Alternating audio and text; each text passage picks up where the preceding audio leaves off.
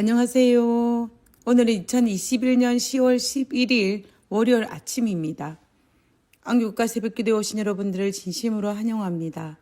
저는 네파교회를 섬기는 정선옥이라고 합니다. 기도드리고 오늘 교과 내용을 살펴보도록 하겠습니다. 기도하겠습니다. 하늘에 계신 저희들의 아버지, 우리에게 구원을 약속하여 주셔서 감사합니다. 그리고 우리에게 구원을 주시기 위해서 하나님께서 모든 것들을 다 이루심을 인하여 감사합니다. 우리가 하나님께서 베풀어 놓으신 그 구원을 받아 감당할 수 있도록 오늘 하루의 삶이 아버지와 동행하는 삶이 되게 하시고 하나님 말씀에 순종하는 삶이 될 수 있도록 도와주시옵소서. 오늘 이 시간 말씀을 펼치겠사오니 주께서 우리와 함께 하시옵기를 간구하며 거룩하신 예수님 이름으로 기도드렸습니다. 아멘. 오늘은 제4기 신명기 속의 현대 진리라는 총주제 아래에 제3과 영원한 언약에 대해서 살펴보고 있습니다. 1월 소재에서는 하나님의 영원한 복음과 언약의 목적이 하나님을 믿음으로 말미암아 영원한 생명을 얻게 하기 위한 것임을 살펴보았습니다. 그리고 오늘은 월요일 소재인 언약과 이스라엘에 대해서 살펴보도록 하겠습니다. 어떤 사람이 집에 두 채 있었습니다. 그래서 한 채를 렌트를 주었습니다. 세입자에게 렌트 계약서를 작성하고 집을 빌려주었습니다. 첫 몇 달은 약속대로 월세를 잘 내었습니다. 그런데 그 이후에 약속을 어기고 렌트비를 내지 못하는 상황이 발생했습니다. 사실은 이 세입자가 경제적인 상황이 그리 좋지 않아서 렌트비를 내지 못하는 상황이 계속되었습니다. 그러니 렌트를 준 주인도 렌트를 사는 세입자도 입장이 난처한 상황이 된 것입니다. 그래서 어쩔 수 없이 많이 가진 주인이 세입자의 힘든 상황을 고려하여서 새로운 계약서를 작성하고 지난 모든 렌트비를 삭감해 주었습니다. 은혜입니다. 그리고 앞으로 렌트비를 잘 내겠다는 약속을 하고 새로운 계약서를 작성하였습니다. 그리고 시간이 흘러서 세입자도 힘들었지만 경제적인 상황이 조금은 회복이 되었습니다. 그런데 문제가 어디서 발생을 했냐면 지금까지 내지 않았던 렌트비를 내려고 하니까 아까운 생각이 들었습니다. 그래서 세입자는 한 달, 두 달 다시 렌트비를 내지 않는 상황이 발생하였습니다. 처음에는 주인의 배려로 렌트비를 내지 않는 것을 주인이 탕감해 주었지만 낼 수 있는 상황이 되었음에도 불구하고 렌트비를 내지 않은 상황이 발생하자 이제는 주인이 단호하게 마음을 먹고 계약대로 세입자를 내보내는 상황이 발생하였습니다. 세입자는 자신이 렌트비를 내겠다고 약속을 파괴했기 때문에 더 이상 그 집에 살 권한이 없고 그 계약은 파괴될 수밖에 없는 것입니다. 마찬가지입니다. 하나님께서는 우리와 언약을 맺음으로 말미암아 하나님을 믿음으로 구원에 이르게 하였지만 만약 하나님과 언약을 맺은 구약의 이스라엘 백성들이 신약의 이스라엘 백성들이 그리고 오늘날 나 자신이 그 언약을 파괴하면 우리는 그 언약으로 말미암아 누릴 수 있는 모든 특권을 상실할 수밖에 없는 것입니다. 그러면 하나님과 언약을 맺은 우리들이 어떻게 하면 그 언약이 파괴되지 않고 유지할 수 있을까요? 우리가 어떻게 하면 하나님께서 그 언약을 통하여서 믿음으로 말미암아 구원을 베푸시겠다는 그 엄청난 특권을 누릴 수가 있을까요? 오늘은 이 부분에 대해서 다시 한번 생각해 보고자 합니다. 먼저 오늘의 기억절이라고 할 수 있는 신명기 9장 5절의 말씀을 보도록 하겠습니다. 모세가 출애굽 2세대들에게 고별 설교를 하면서 가나안 땅에 들어갈 수 있는 이유에 대해서 설명하였습니다. 신명기 9장 5절입니다.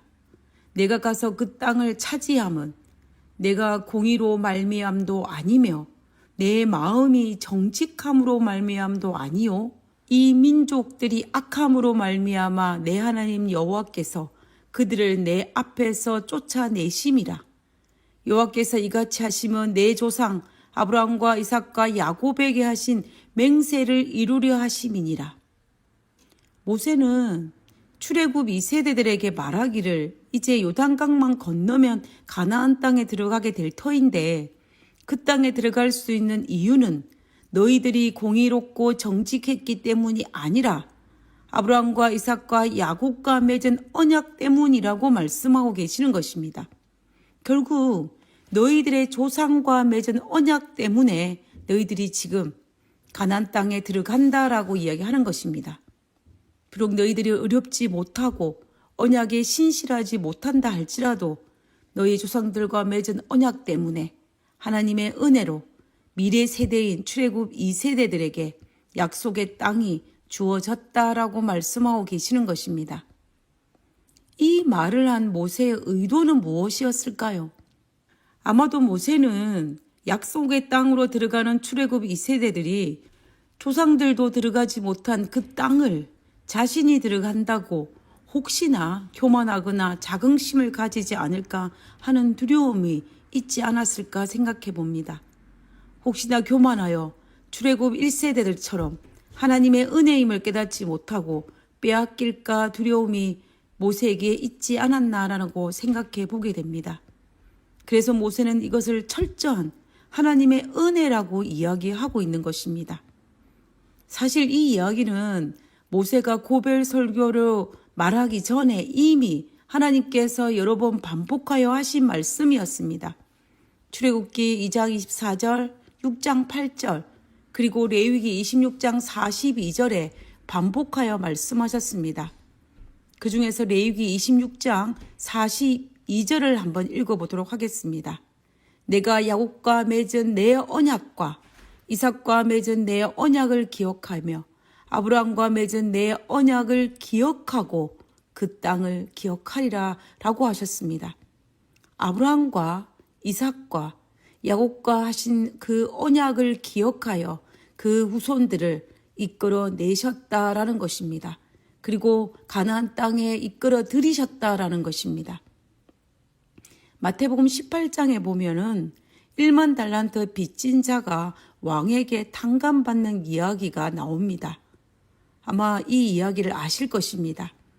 우리가 이 이야기를 읽어보면 왕은 100% 1만 달란트 빚진 자를 불쌍히 여겨 은혜로 그 빚을 탕감해 주셨습니다. 사실 여기에서 빚진 자, 탕감받은 그는 그 어떤 행위를 한 것이 없습니다. 1만 달란트 중에 단 10%나 아니 단 1%도 갚았다는 기록은 없습니다. 이 사실에는 그 어느 누구도 반박을 하지 못할 것입니다. 전적으로 왕의 은혜입니다. 지금 모세는 출애굽 2세대들에게 너희들이 1만 달란트 탕감받은 빚진 자와 같이 하나님의 은혜로 가나안 땅에 들어가는 것이라고 이야기하는 것입니다. 그러므로 절대로 교만하거나 자긍하여 가나안 땅에 들어가서 하나님의 은혜를 값없이 여기거나 잊어버리고 교만하지 않기를 바라는 간절한 마음으로 이 이야기를 했을 것입니다. 다시 마태복음 18장 1만 달란트 탕감받는 이야기로 돌아가 보면 성경에 보면 탕감받은 자가 나가서 자신에게 100다나리온 빚진 자를 용서하지 못해 감옥에 가두는 사건이 발생했다라고 기록하고 있습니다. 성경에는 1만 달란트 탕감받고 난 이후에 얼마나 시간이 흘렀는지는 정확하게 기록하고 있지는 않습니다. 그러나 아마도 처음에는 감사하는 마음에 다른 사람들에 대해서 너그러운 마음을 품었을지도 모르겠습니다. 그러나 시간이 지나고 그 감사한 마음이 사라졌을 때에 자신이 받은 은혜를 잊어버리고 자신의 동관이 빚진 100데나리온을 갚지 않았다는 이유로 말미암아 감옥에 가두는 상황이 발생한 것입니다. 1만 달란트 빚진 자는 자신이 왕의 은혜로 갚을 수 없는 1만 달란트 탕감받았다는 사실을 잊지 말아야 했으며 또한 그가 받은 은혜를 다른 사람들에게 베풀어야만 했습니다. 그러나 그런 시간이 지나자 그것을 잊어버렸고 그로 말미암아 자신에게 빚진 동관에게 은혜를 베풀지 못했던 것입니다. 그랬기 때문에 왕은 다시 탕감해 준 그 빚을 다시 갚도록 명령하였습니다. 우리는 성경에 기록되어 있는 이 성경을 너무나 잘 알고 있습니다. 그렇다면 동일한 맥락에서 영원한 언약에 의한 하나님의 은혜로 가나안 땅에 들어간 출애굽 2세대들도 그 언약을 지켜야만 했습니다. 다시 말하면 하나님께 은혜로 받은 것에 감사하여서 자신이 마땅히 해야 할 그 언약을 지켜야만 했다라는 것입니다. 다시 말하면 1만 달란트 빚진 자가 자신이 받은 은혜를 다른 사람에게 은혜를 베풀어야 하는 것처럼 출애굽 2세대들도 자신의 조상들이 지키겠다고 약조한 그 언약을 지켜야만 했습니다. 하나님께서 먼저 그 언약을 지키셨으니 이스라엘 백성들도 지켜야 하는 것은 이 언약이 지속될 수 있는 당연한 조건입니다.